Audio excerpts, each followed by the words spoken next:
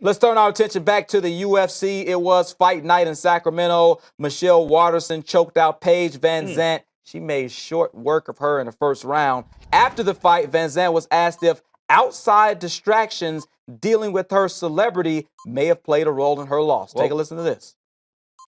I know how to balance my schedule very, very well. Smart girl.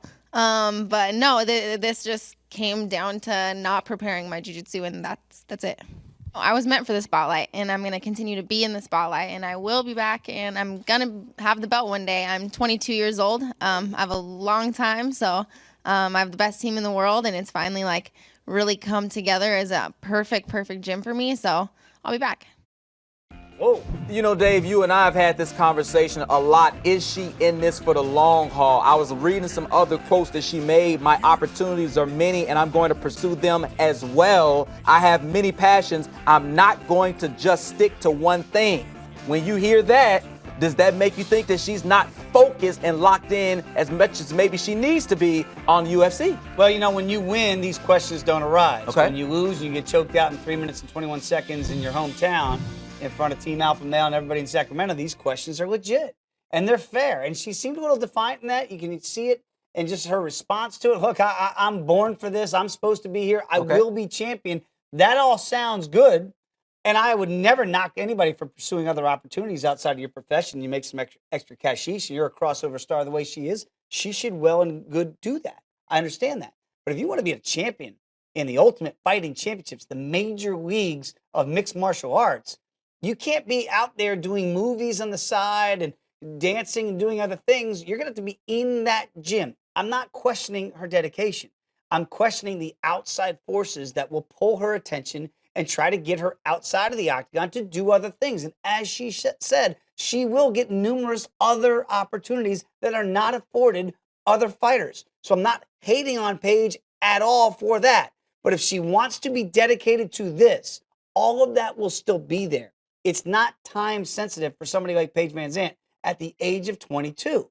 So I would suggest, she doesn't have to take any advice from me, that you do this for the next couple years. You said your jiu-jitsu game was not on point tonight, and that's why you got choked out. Work on your jiu-jitsu. Get that where it needs to be. Let's go ahead and do that. Shore that up because you've had problems before. You had problems tonight with it. Shore up whatever deficiencies you have that right now Joanna Jędrzejczyk does not have as the 115-pound champion, and you've got a long way to go. Yep. And a lot of women that you're going to have to beat to get to where you promised us you'd get to tonight, that you will be champion. She talks about balance. You just wonder if you can balance and be elite, because I wonder if that's maybe where Ronda starts to go wrong. It's absolutely fair when Ronda gets knocked out by Holly Holm and all the questions that had already arisen about short camps and doing movies, and she's doing all those things when she was the baddest woman on the planet.